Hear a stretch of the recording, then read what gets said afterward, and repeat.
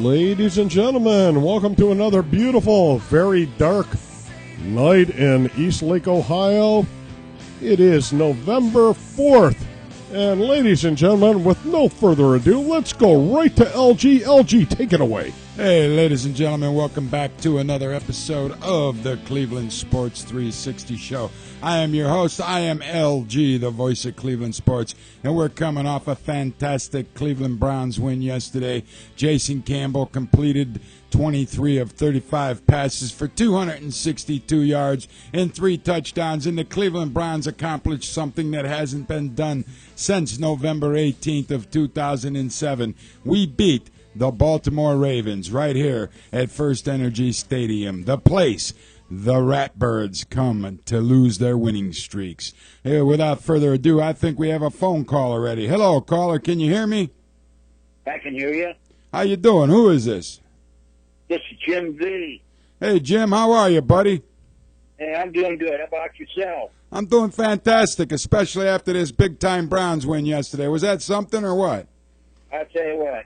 I'm as happy as a pig in slop. I think most of Cleveland was, man, and if they told you differently, they're lying. Well, we all knew that. We talked about it, except for the people that wanted to correct your grammar and your spelling. Well, that's losers. When they ain't got no good argument, that's what they do. They start picking on LG's grammar. This is sports writing, for Christ's sake. We're not writing a novel, you know what I'm saying, Jim? That's what I tried to get across. You know, it's for us to talk about the Browns, you know. Absolutely. I mean, my God, man, everybody makes a typo here and there or a mistake. I mean, I've seen it on every major publication in America. Nobody's perfect. I've got to use a talking typewriter thing. Yeah, that's even worse, isn't it? Hey, let me ask your opinion on something, though. Did you get to see the Browns beat the Baltimore Ravens yesterday, Jim? I record it. That's the way I can always go back and review what take a closer look at certain things. Okay, but you did see the game already. You watched absolutely. Start to finish. What was your thought when Jason Campbell went down with the rib injury and they brought in Brandon Whedon? What was your immediate thought process? I can't say that on the air. Yeah, you can. Sure you can. Yeah. This is Internet radio. We're not governed by the FCC. Go ahead. Tell us what you thought. Oh, fuck. Here we go again. There you go. I think you and about everybody else thought the same exact thing. That in a good that in a good Christian way. Right, you know? right. But you know what? Let's talk about this for a second. If you were a guy standing on the sidelines in the Cleveland Browns uniform and you had a shot to come into a game, I mean, for God's sake, this guy, Brandon Whedon, how bad is he? The Browns better take this opportunity of the bye week to go out and find a viable backup quarterback in case something does happen to Jason Campbell. I mean, we got what? We got, we played 9 football games. We got 7 more games to play, and if we have to ever rely on Brandon Whedon, it's going to be an abysmal thing. And listen to this shit. You didn't think Whedon could be any worse than he was the first game he ever played at First Energy Stadium. Back then it was just Cleveland Browns Stadium when he had his 5.1 quarterback rating. Yesterday he walks away from the game. Understandably, he threw 2 passes. He only completed 1 for his gross was -2 yards, Jim.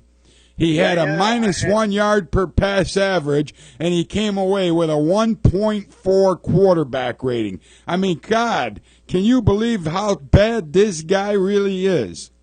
I think that's something I posted about one of the last posts I made was I think there's no way in hell we'll see Whedon in uniform next year. I don't think he should be in a uniform. I don't know what his contract is. But it has something to do with performance.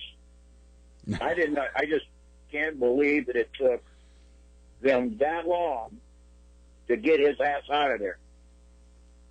I can't believe it. I'm still amazed. You know, Coach. I don't know what they. Coach Sam Rutigliano said the same thing, Jim. He said, I can't believe how long it took the Cleveland Browns to figure out how bad of a quarterback Brandon Weeden seriously is. I understand the theory of trying to see, if there's something in the guy. But he played worse as he went along. Absolutely. I mean, he would have never been starter this year after last year. You know what? There is something. There is something in the guy. It's called fear. The guy is... Yeah, that's it. He's scared. Yeah, he's so afraid to go out there and play football in the NFL. He's so afraid to take the hit. You saw it on the last play he was in for yesterday. They should have called an intentional grounding penalty on him. But, I mean, it was like a little... He got away with that one. Yeah, he's like a little girl in the playground, kill the man with the ball. I mean, he throws it like a little girl. I got to get rid of this ball. They're coming after me. This is the epitome of stupidness right there, Brandon Weeden. The guy does not have the mental intellect to play NFL football. But let's talk about the positives for a minute, Jim. Sure. Greg Little, he comes out yesterday. He makes 7 catches, 122 yards. He had a 17.4 average. He was only targeted 9 times. Obviously, he caught 7 of the 9 passes. His yards after the catch was nothing short of spectacular. How about that Greg Little performance? I was in awe. I just couldn't believe. But we've got a lot of good players, LG, and I think they've just been waiting for that one piece of the puzzle, which of course is the most important, a quarterback.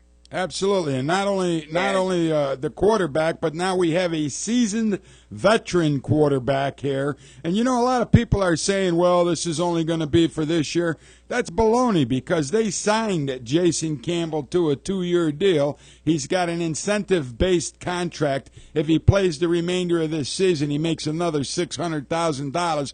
And you remember the days when Bernie Kosar first came to the Cleveland Browns, Jim? Yeah, well, I was living in Texas then, but I kept pretty good close tabs on what I could. Well, we had a guy. We had a guy named Gary Danielson was on the team at that time, and Gary Danielson started the first 8 games.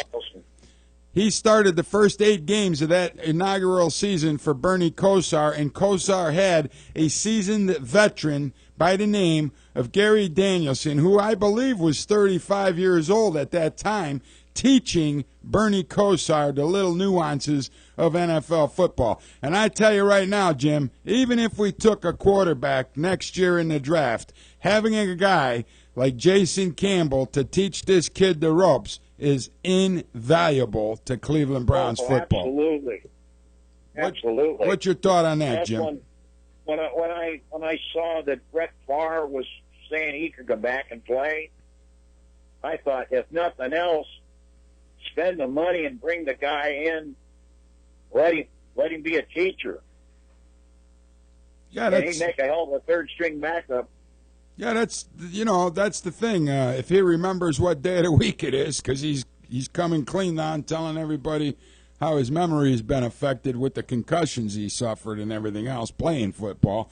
But just like I compared it to like, well, I'm a pilot. I was. Now I can't fly anymore, but I got to meet General Chuck Yeager, and I'm looking at that man thinking, I wish I knew what he forgot about flying.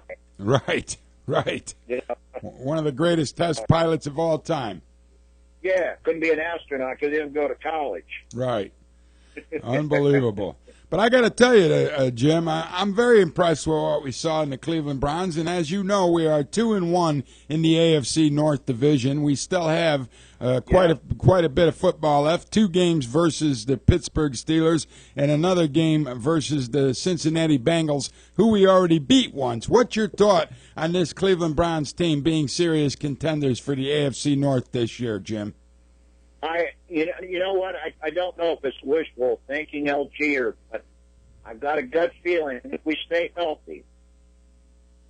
Because I think back to the Tim Couch days when at one time, if I'm not mistaken, we had like 15 starters on the that were injured. But if we can stay healthy, I don't know who can stop us. Yeah, that's what I'm starting to see, especially if this defense, the Cleveland Browns defense got to Joe Flacco 5 times yesterday. We saw Owens come in and do a safety sack. We saw a couple of great sacks by we saw Ataba Rubin and Phil Taylor completely shut down. They held Ray Rice to 17 rushing yards on 11 carries. Yeah. I mean, this Browns defense is the real deal, and I got to tell you, this bye week couldn't have come at a better time, Jim. Yeah, well, right. Whatever that deal with Rice and Taylor was, him spitting at him or whatever. Right. But that helped fan the flames because I had a feeling. I'm surprised Rice was able to walk off the field. Right. I figured, Taylor was going to nail him first opportunity he had.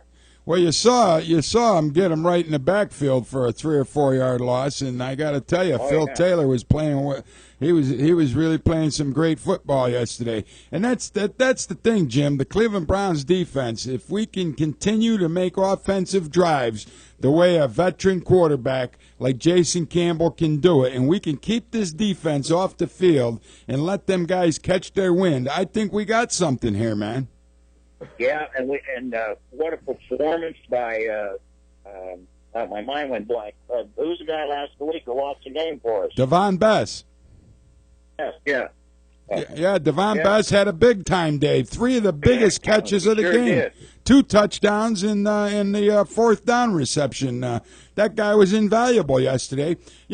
Again, Jim, I go back to Jason Campbell and that veteran leadership. Campbell spent a whole nother week with Greg Little and Devon Bess, and these guys talked things out and they worked together. And I heard Jason Campbell in the post-game press conference last night, and he said that Bess came up to him during the week and he said, "I'm here for you, man." And Jason Campbell said, "You know what? This is a seasoned pro, Devon Bess." He said, "This is a guy that didn't make it as far as he made it in the NFL by not being there for you." They had complete faith in Devon Bess.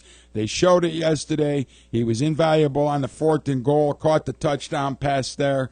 That's what got the Browns moving early. And when you can get up early, we never trailed in the game, Jim. How about that? After that first catch that Bess made, I just thinking to myself now, that shows me a lot about the coach. That he put him back. When you fall off that horse, get back on it. Right. He didn't start somebody else. He let him continue to play it, and he really shined. And Little, he's apparently, hopefully, he's got his dropsies under control. Well, it certainly looked like it yesterday. Jim, that's another thing. The thing I wanted to insert real quick was I hope that it doesn't take anything away from Jordan or Cameron because they were the big guys to watch, and they were covering them, and then here comes Little and Bess. Well, that's what's going to happen, Jim. I mean, listen, man. When you have valuable weapons, and now you just added 2 more targets that are valuable weapons to this Cleveland Browns offense, sooner or later, somebody's going to become open. You cannot double coverage 4 receivers on every play of the game. So they were doubling up on Josh Gordon yesterday. They were doubling up on Jordan Cameron. They remember what Cameron was able to do a little bit of during the first game. Unfortunately, Brandon Whedon had problems finding Cameron most of the time. Obviously, he has problems finding any receiver. He couldn't find a bull fiddle in a phone booth. Right. But I got to tell you, Jim, what you're going to see is when you got 4 weapons. I mean, look at the Cincinnati Bengals. They got one of the best receiving corps in the entire NFL, and they have so many weapons down there that you can't possibly cover all these guys on every play of the game. Now, when you have a Devon Bess who's making plays, and you have a Greg Little that's making plays, sooner or later they're going to start doubling up on those guys, and you're going to see Josh Gordon and Jordan Cameron and making some more big plays, man. Well, they're going to start. I would imagine a lot of teams are going to go towards. They can't do man on man. They're going to, either however they go zone or they do man to man. They're going to be SOL. No doubt about it. And you know what I really like, Jim, was the way that Greg Little got the yards after catch yesterday. I mean, that guy is when you get that guy in the open field, he's a beast. Greg Little is a beast. Unbelievable. A lot of people don't know this, but Greg Little was not a wide receiver when he came to the Cleveland Browns. Most of the time he spent in college, he was a running back. Really? Yeah. I missed that one. I didn't know that. Yeah, I wrote multiple articles about it last season because everybody was so hard on the drop passes. This guy was just learning the skill of being a wide receiver in the NFL. And I got to tell you something. We had no veteran receivers to come in and teach this guy how to create separation. Yeah. Wow. So, he's done a great job doing what he does. Considering he had nobody to teach him the skill. Now with Bess here, and Bess said it right in training camp this year, he was willing to teach these guys if they were willing to listen. And I got to tell you, I think we're seeing some of this veteran. The funny part is if you heard the post press conference. Obviously, you had to be listening to the. Heard it yet. Yeah, but the funny part is Jason Campbell said when he was laying on the ground trying to catch his breath. Oh yeah, I did. I heard that. Yeah. Where get up. Yeah, Okay. where McGahee ran over there and said, "You got to get up. We're the two veterans that need to lead this team to a win." And Campbell said, 10 seconds. "Yeah, just give me 10 seconds to catch my breath. I'd love to get up, but you got to like that. I mean, that's what you get from veteran leadership, and this Browns team lacked veteran leadership last year. They lacked it for a lot of the time this year until they activated Campbell and let him start playing football. You're not going to get any kind of leadership out of a moron like Brandon Weeden. This guy is the worst quarterback, and I'm sorry to beat the I don't want to beat the same bush every time. He might be one hell of a great guy as a human being and all that, but he has absolutely and positively no business in the NFL. No, absolutely. That's not who I blame. I blame whoever drafted him. Well, it all got to go back to one guy, and that guy's name is Mike Holmgren. Mike Holmgren might as well brought in a gun and a ski mask, what he did to Randy Lerner. And I'm surprised Randy Lerner was taken advantage of in the way that Mike Holmgren took advantage of Randy Lerner. He came in here, he brought his buddies, they all got big paydays, and, you would almost think to yourself that Mike Holmgren knew this Cleveland Browns football team was going to be for sale, and he stuck it to the city of Cleveland with Brandon Weeden and Trent Richardson drafted in the first round, a couple of big picks that are complete waste of draft picks. I mean, Jim, did you ever see 2 first-round picks wasted in a worst possible way? It was I just don't know what to say.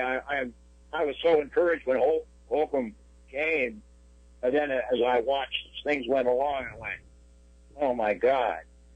Yeah, one of the things I wanted to mention. I don't know. Did you catch Coach Sam last night? Which part? Channel 5. I didn't. Channel 5 after the news. I didn't catch it. No, but what did he say? Okay, he loved a little bit, other than shooting his mouth off and getting penalties. Right. Unsportsmanlike conduct.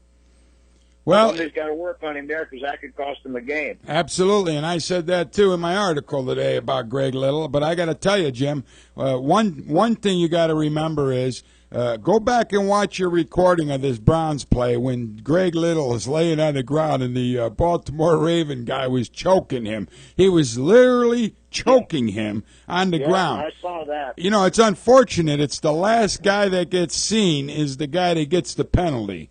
I can't blame Greg Little for losing his composure. He went out there, and you know what? That right there could be a game changer, too. I don't want to see 15-yard unsportsmanlike conduct penalties, but he didn't back down. It's like the survival of the fittest out there. And Greg Little showed that he has a lot of toughness in him. He's definitely going to have to learn how to calm down. You don't throw your helmet and take that 15-yard penalty. I mean, there was 2 penalties. As you said, yes, they could cost us the game. Thank God he made 7 big catches and got 122 yards.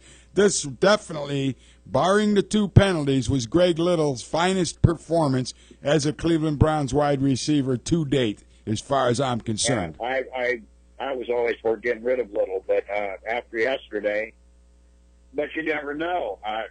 You didn't know it was there. Right. Needless to say, when we played the Chiefs and Guess dropping, I just wondered, what are we going to do? We bring people in, they don't perform.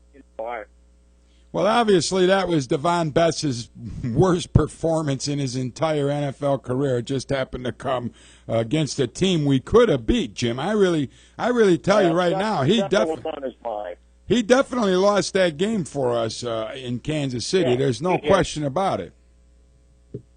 Well, he helped get it back yesterday. Absolutely. And had he made them catches in Kansas City, we would have handed the Chiefs their first loss. I'm convinced of that. I honestly believe this, LG, and I always will. And, I'm 68 years old. I've been watching the Browns for 60 years. And if we would have started Boyer or Campbell, we've been way out front. I think we'd be 7-2 right now. Where people would be looking for playoff tickets already. Yeah, I'm convinced that we would be 7-2 right now had we not start Brandon Weeden.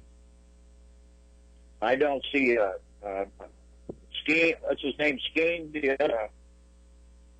safety back there. Buster Screen.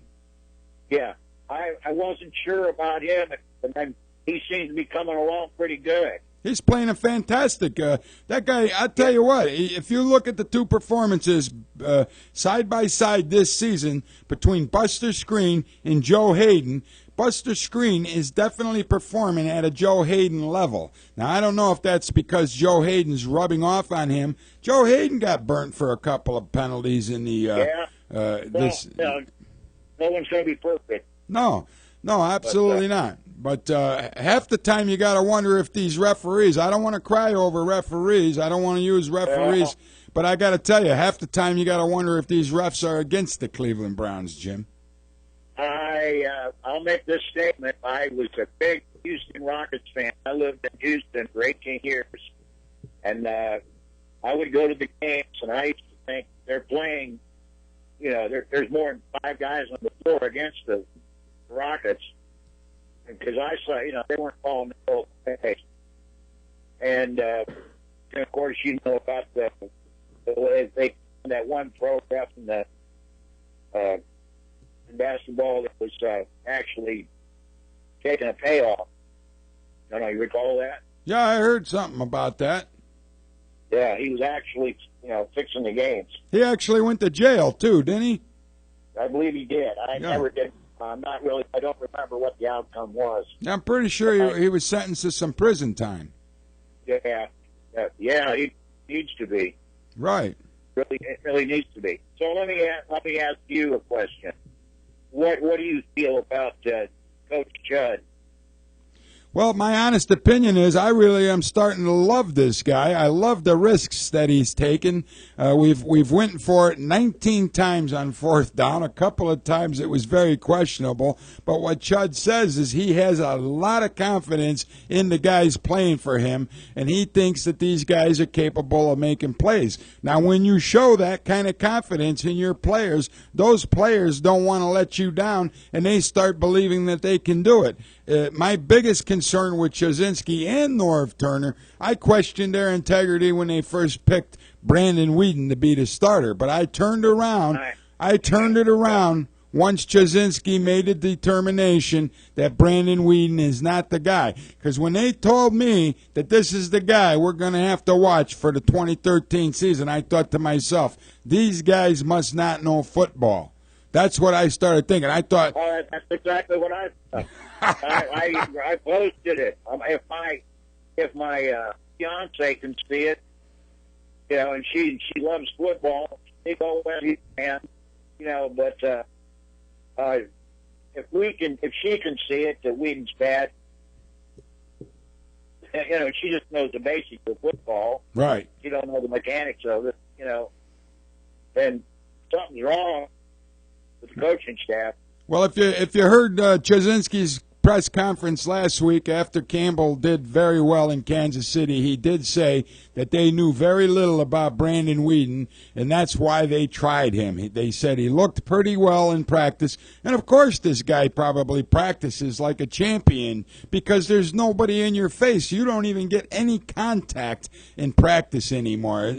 That's why you're seeing so many injuries in professional football this season and last season. These guys don't have any contact hardly at all. There's actually no tackling going on while these guys are practicing, Jim. There's no two-a-days. You can only practice so long, and then you got to take a break and take a day off. I mean, God, can you imagine Sam Rutigliano coaching under these rules? He would have dropped over dead in frustration because that's why you're seeing these guys are in great condition, but they're still not in the playing condition that they were in years ago when you had your two-a-days and you had your 5 or 6 day a week practices. There was no time off for good behavior. That's bullshit, man. And that's why you're seeing season-ending injury after injury this year. Look at the quarterbacks that are out. Look at some of the running backs that are out, some of the wide receivers that are out. There's a lot of injuries in the NFL this year. And if you think about it, Jim, the rules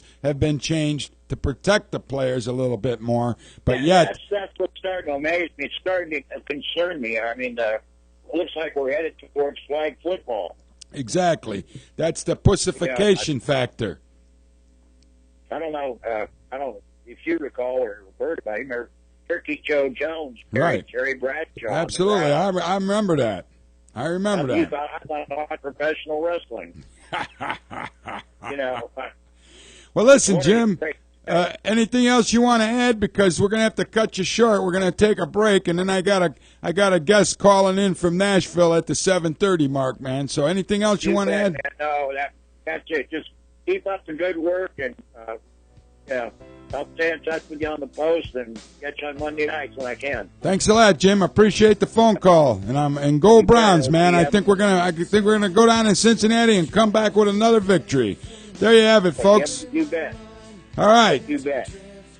Have a good one. God bless you, man. There you have it, folks. One of our Browns fans calling in all the way from, I think, on the west side. He's ecstatic over the big-time win. We shut down the Baltimore Ravens. When we come back, we're going to be talking with Joe Monaco all the way from Nashville, Tennessee. We got some Indians, some Cavs, some more Cleveland Browns coverage coming up right here live on the Cleveland Sports 360 show. Don't turn that dial.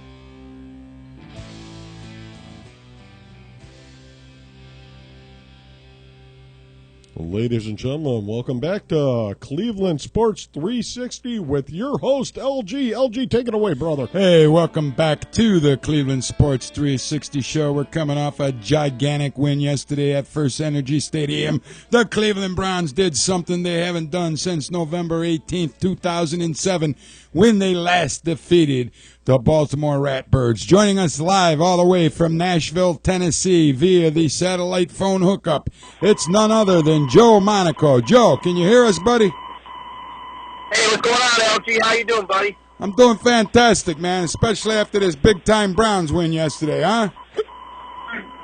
Bet you guys up there are just having a good positive day today, for sure. Oh, Monday's always better after a victory, and especially a victory over the Baltimore Ravens, the world champion Baltimore Ravens, Joe. The Ratbirds, huh? The Ratbirds. You have it, man. So what'd you think of the game, Joe? I'll tell you what, I'm telling you, LG, I think you could pretty much see when the defense is just, like, giving Flacco a hard time yesterday. The secondary looks like it's starting to pick up. Skrine is playing a lot better. Buster Skrine's playing a lot better. No doubt about it. And it's just helping Joe Hayden on the other side. But I have to say the defensive pressure on a defensive line, my gosh, how long has it been, LG, since we've seen pressure like that? And that 7th-round pick, Armani Bryant, I mean, he had 2 sacks yesterday. Absolutely.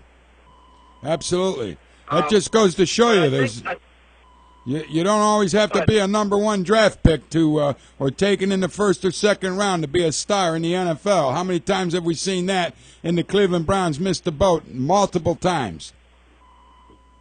Yeah, it's happened, and I tell you, LG, watching yesterday, and the only thing I could see, I mean, the great catches yesterday by Devon Best redeemed himself. Absolutely. From last week, and great catches by Greg Little, man. I mean, but then it's stupid, baby, immature-ish, antics off the, off the headline and stuff like that, and taking a helmet, rolling it off the field and stuff. I mean, come on, man. Well, you know what? You got to give the guy a little bit of the benefit of the doubt. On the one play, he was being choked on the ground, Joe, underneath the bottom of the pile. Greg Little was being choked by a Baltimore Raven. And I got to tell you, man, it's always the last guy that gets busted. Greg Little just happened to be that guy. Now, the one where he was taunting the guy, calling him out on the sidelines, you got to like the toughness Little wanted to go out and exhibit on the field. I'm going to cut Greg Little a little bit of slack, but at the same time, I think the coaching staff's going to talk to Greg Little and tell him you got to keep calm out there on the field and you got to keep your temper in check because we can't afford these 15-yard penalties, I could have said that any better than you just did, LG. That's what I was going to say. You have to take like I said, you cut him some slack because of what had happened, but those situations could catch and catch your team and make them lose a game because of those penalties like that, and you just can't afford to do them things in crucial drives and crucial situations. But it didn't hurt the Browns overall. But I'm sure, like I said, the coaching staff will talk to them about that. But the only thing I also see too is as you know, and you've been a proponent of who's back there behind the controls. But man, when Campbell went down, I go, oh, here we go again, and then you see number 3 pop in out of nowhere, and Chud was playing him safe and just letting him just play that and around reverse. And man, I was so glad to see Campbell come back. They said he had bruised ribs. He played with bruised ribs, correct? Oh, absolutely, man. He was coughing and choking in his post-game press conference. I'm thinking, my God, this guy sounds terrible, and I'm glad that his X-ray came back negative. The news came out midway through today, and it's good news that it's just bruised ribs. He'll be at practice tomorrow, and he will be ready to start again against the Cincinnati Bengals. Joe, I really think we have a serious contender for the AFC North this year, man. I'll tell you what, again, if number 17's back there and they can keep him upright, the offensive line played well yesterday again, but if they can keep Campbell upright and healthy the rest of the year, again, this has been the problem since 1999 is having a franchise quarterback. And you could, again, from night and day, from 3 to 17 or 3 to 6, what makes the offense click. And And that's what's been the problem for the Browns since 1999, is not having quarterbacks. But if Campbell stays healthy, absolutely. I mean, Pittsburgh's not going anywhere, and Baltimore is not the same team, obviously, last year. I have a sneaky suspicion on Baltimore.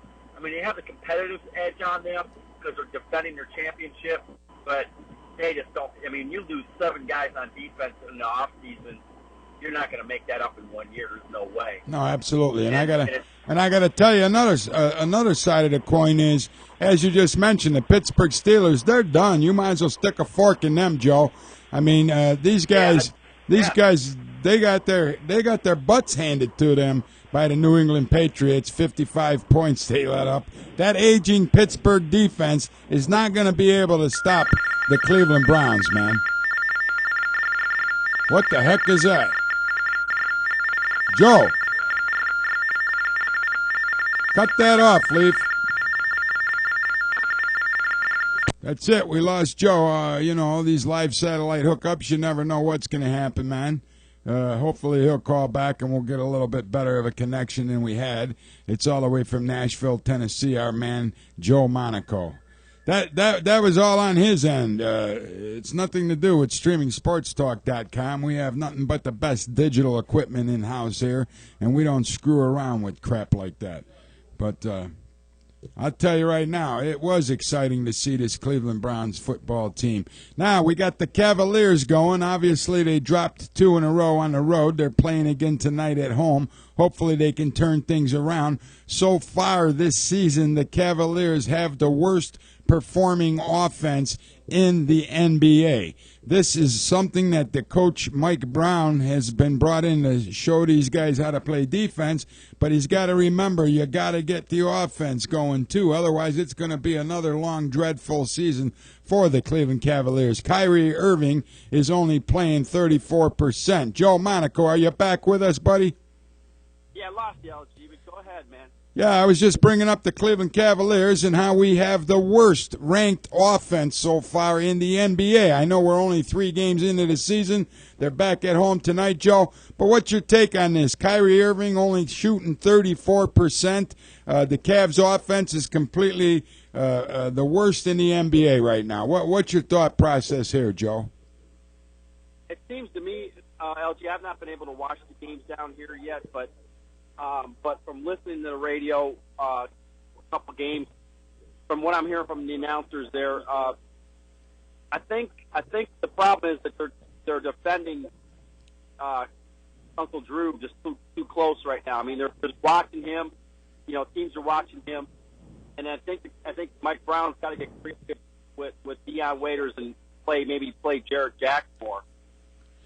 Yeah, there's definitely something he's got to do to mix this up a little bit. And I got to tell you, even Varejao was down in the last 2 games. It wasn't the Varejao. Well, it wasn't the Varejao we seen win at home against the Nets. And it's the entire offense, Joe. We're the worst-ranked offense in the NBA right now. And we got guys that are quality basketball players. Tristan Thompson had an off night the other night, man. Only scored 2 points in 29 minutes.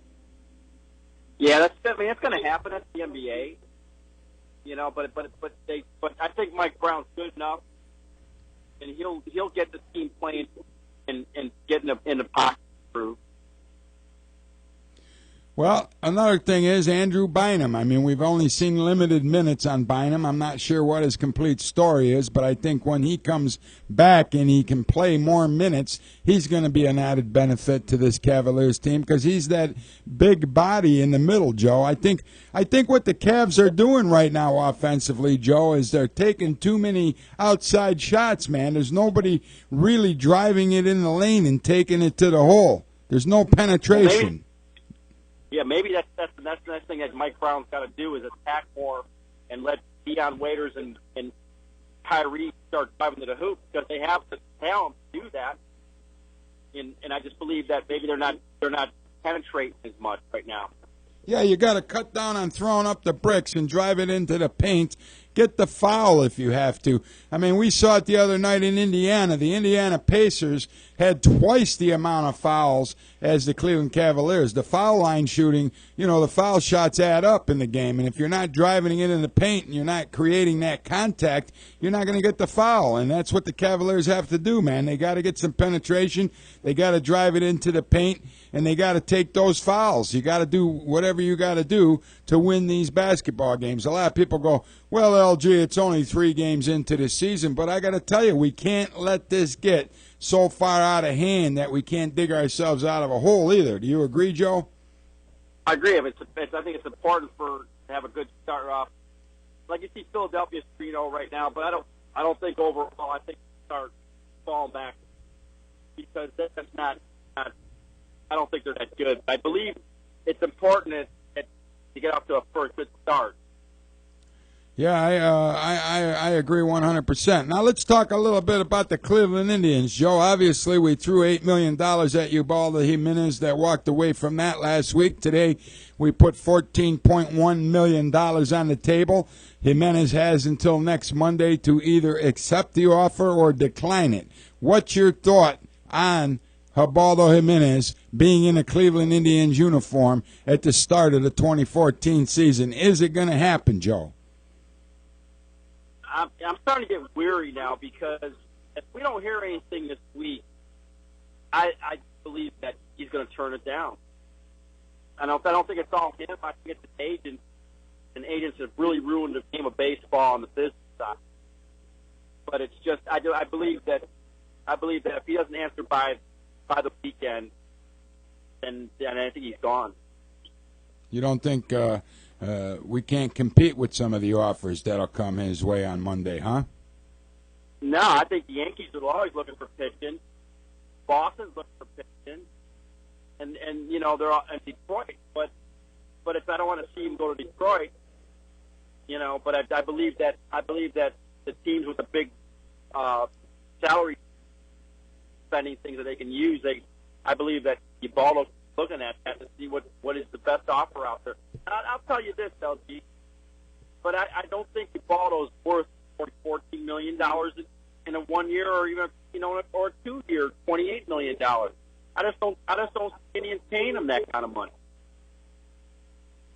Well, I heard Mark Shapiro come out and say, and this was before we even went to the wild card game. Mark Shapiro said the Cleveland Indians are in no position to be wheeling and dealing with these high-bucked pitchers, man. So $14 million is probably a stretch for a club like the Indians because of the market we're in. But the Cleveland Indians will never, ever be able to have top-notch pitchers like you see in Detroit with a Justin Verlander salary or, who's going to command a big buck is Max Scherzer, Joe, when his payday comes due. He's got to be right up there with a Verlander. How can the Cleveland Indians compete with that kind of payroll, man? I don't understand. Detroit's a small market town, but they've got an owner that's got big bucks. And you can see the difference there. I mean, how does Detroit, being a small market, sell out their games? Always big crowds. Where the Indians, had a problem this summer with attendance at times, and I don't understand why they could fill their stadium and we can't. And we're not. I mean, they're both blue collar towns. And I just don't understand how they can spend the money. So it's got to come down to owners. The unemployment factor has to be just as big in the Detroit metropolitan area as it is here in the Cleveland area, Joe. I mean, look at the auto industry obviously resized itself. There had to be hundreds of thousands of jobs that were lost in the Detroit area. So I agree with you.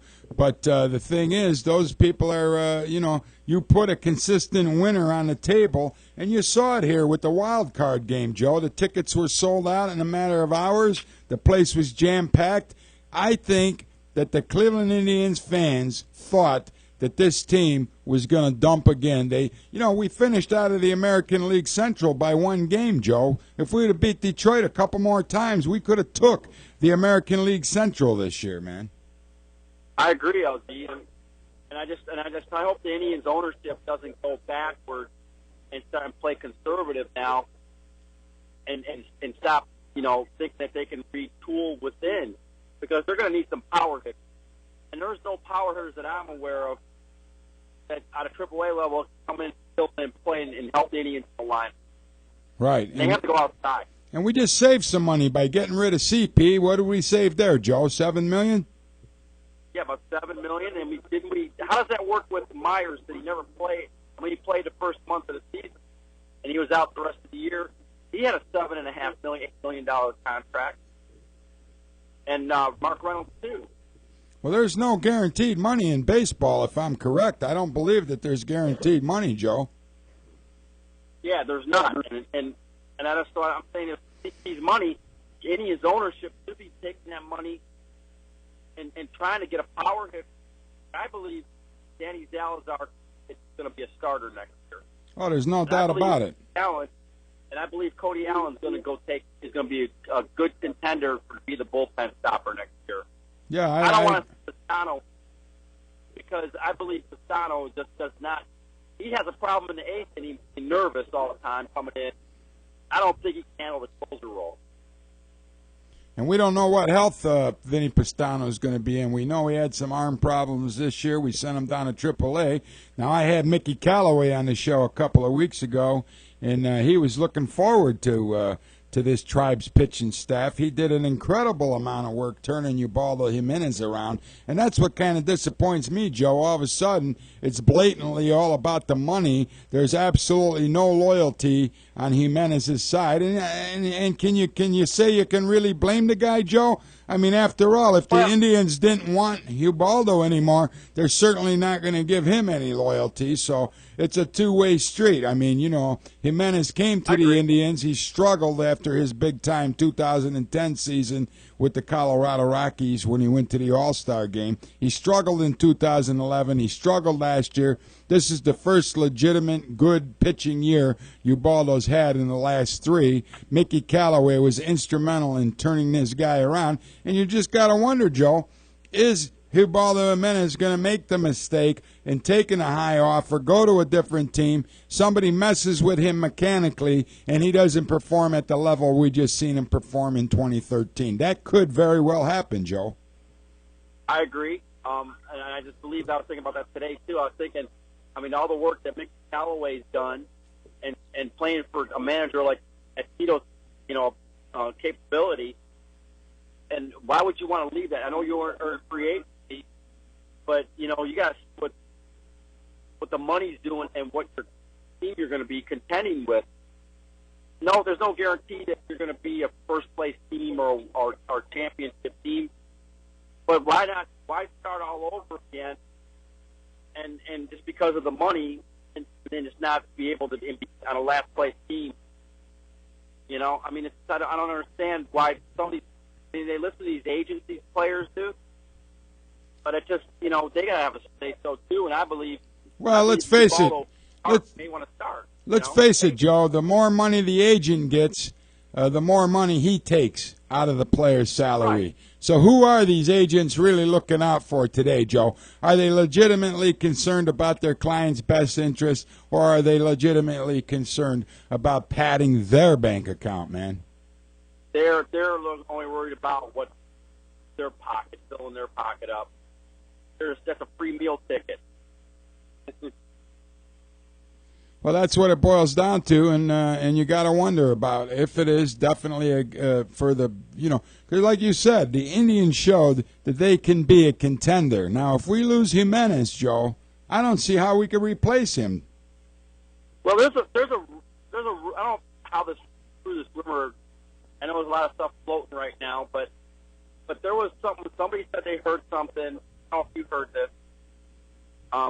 ACAP and Trevor Bauer to St. Louis for Lance Lynn and Shelby. I think it's Shelby Smith. I haven't heard anything about it. Two starting pitchers. I guess there's two starting pitchers. I don't know. There's a rumor that someone put up on one of the sports things, not the main national ones, but something here locally. Yeah, I haven't heard that rumor. I haven't heard it. I don't know. Would you make that trade? Well, I got to tell you, Joe, Trevor Bauer, this is definitely a guy that's under construction. We didn't see anything that suggested to me that Trevor Bauer is a guy that's going to be in the big leagues and perform on a level of a Justin Masterson or a Ubaldo Jimenez or even a Danny Salazar. I didn't see anything that suggested that Trevor Bauer has what it took to come into the big leagues and perform at a level of these three guys I just mentioned. So, you know what? Obviously, Cabrera, he's a great player when he wants to be, Joe. Some of the problems that the Indians have with consistency coming out of Cabrera, you got to wonder what his commitment is and if he's really, truly happy wearing that Cleveland Indians uniform. So you know what, Joe? I may make that trade because we got enough guys that can come out and cover shortstop. As I said, Trevor Bauer hasn't shown me much. I know the guy could be great, but how many years away are we from being great, Joe? Joe? I think we lost Joe again. We were just talking Indians baseball with Joe Monaco all the way down in Nashville, Tennessee. I think you're right, LG. Yeah. Joe, you still there? I think we lost him, man. Yeah. That's the problem with live satellite phone hookups, man. You never know, especially with the weather we're having these days. But we were talking Indians baseball. Joe is considering the Cleveland Indians trying to trade Trevor Bauer and a shortstop as Drupal Cabrera for a couple starting pitchers from the St. Louis Cardinals. Whether it comes to fruition or not, we're still not sure. But I got to tell you, we covered a lot here this evening on the Cleveland Sports 360 show.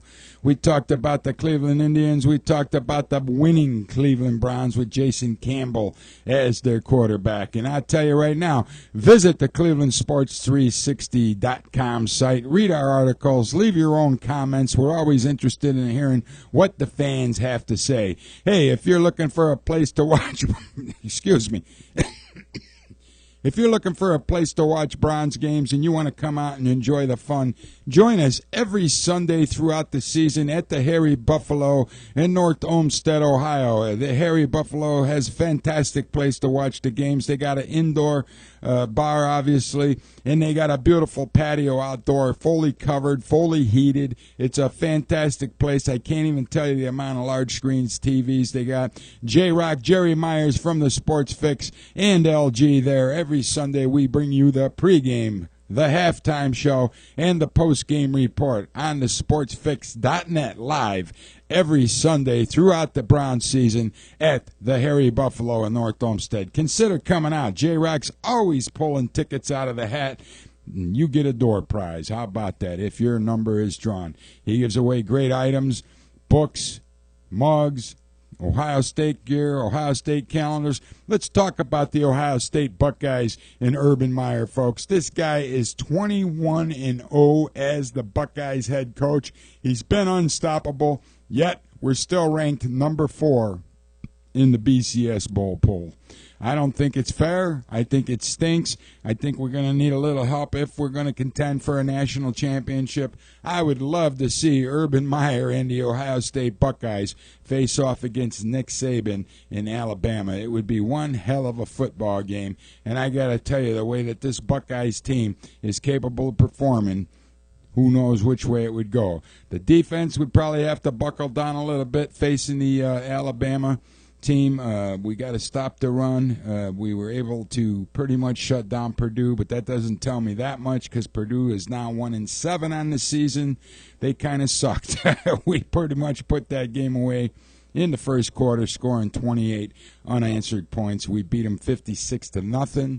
It shows the defense has definitely been a major concern of Urban Meyer, and Luke Fickell happened to get these guys a little bit more under control, and they've been performing pretty well in the last couple games. But I got to tell you, folks, a few more games to go for the Ohio State Buckeyes. There's a real possibility these guys can finish the season 24 wins in a row to bring out another undefeated, back-to-back undefeated years. Urban Meyer is the first coach in NCAA history to win 20 or more in a streak. 3 different years. Can you believe it? 3 different teams or whatever. I mean, this guy is just fantastic. He's doing a great job for the Buckeyes. He brings a lot of confidence. Braxton Miller's been doing a fine job. He's really learning how to throw the football more than he's running and taking off with it. And what about that Carlos Hyde? How good would Hyde look in a Cleveland Browns uniform if we were so lucky to grab this guy in the draft, man? That would be fantastic to keep Carlos Hyde in the state of Ohio. I don't know if it's going to happen. I don't know if he fits what the Browns are looking for, but I tell you what, I think Carlos Hyde in a Cleveland Browns uniform would definitely be the way to go. Can you imagine if this Cleveland Browns team had a legitimate running game? My God, I can't imagine how potent this Cleveland offense would be if we had a legitimate running game. Why they brought in Willis McGahee, obviously his veteran leadership's been helping the young guys, but we got to have some running game, man. Open up some more of the passing game. I just can't imagine how good this Cleveland Browns team would be with a legitimate running threat. Obviously, Trent Richardson wasn't the answer. He's been in Indianapolis for a number of weeks now. He hasn't even cracked, I don't think, 275 rushing yards. I don't think he's cracked 270 rushing yards. I'd have to go back and do the math. The guy is just doing a terrible job. I think he came out of last night's game against the Houston Texans with 2.2 yard per carry average. That's pretty much right up his alley. He's doing the same thing in Indianapolis that he did with the Cleveland Browns. A complete waste of a 3rd overall pick in the NFL draft. Hey, our best wishes go out to John Fox, the Denver Broncos coach. We wish you a speedy recovery. John Fox underwent open heart surgery to get his aortic valve replaced this afternoon, from what I understood. He's recuperating quite nicely. How about Gary Kubiak down there with the Houston Texans? Collapsed on the sidelines, walking to the locker room last night, live on national television during the Houston Texans versus the Indianapolis Colts game. A scary moment for the entire Gary Kubiak family. From what I understand, it wasn't a heart attack. He suffered stroke-like symptoms. They gave him an IV of stroke medicine at the hospital. Family and friends were gathered around Gary Kubiak this afternoon, and we wish Gary Kubiak a speedy recovery. It's kind of scary to see 2 NFL coaches go down in the same weekend. Everybody get better. Get back to what you do.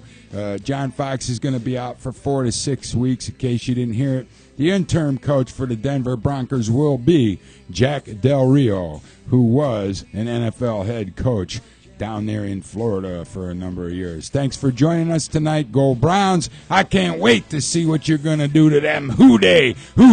That's what them frickin' Bengals are going to be wondering who they were. They came into town and beat the living shit right out of them. Don't forget, tomorrow night, folks, we got one hell of a You Gotta Be Frickin' Kidding Me show right here on StreamingSportsTalk.com with your host, Jeff Leaf, and his very, very, very, very, very beautiful hot chick that'll be joining him live on the set. A special guest appearance by none other than the Camille Rowell, who's been so busy modeling, but she missed us. She didn't miss us. She missed me, LG. You could only be so lucky. No, bull crap. God bless you, ladies and gentlemen. We'll see you right back here tomorrow night with the You Gotta Be Kidding Me show. You Gotta Be Freaking Kidding Me, 6 o'clock p.m. Eastern Standard Time. God bless. We'll see you next week right here with more of the Cleveland Sports 360 show.